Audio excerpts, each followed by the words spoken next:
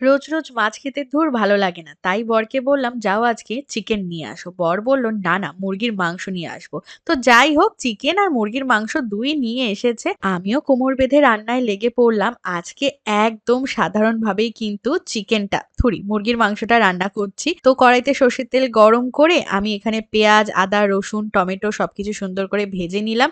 আর এখানে একটা বাটির মধ্যে গুঁড়ো মশলার একটা পেস্ট বানিয়ে নেবো। হলুদ, জিরে, লঙ্কা, মরিচ আর সামান্য লবণ দিয়ে জল দিয়ে গুলে দেখো একটা সুন্দর মশলার পেস্ট বানিয়ে নিলাম। অন্যান্য দিন কিন্তু বাটা মশলায় রান্না করি, আজকে ভাবলাম চলো একটু গুঁড়ো মশলা দিয়ে যেমন হয় ঠিক এটাকে বলতে পারো রবিবারের দুপুরের মাংসের ঝোলের মতো।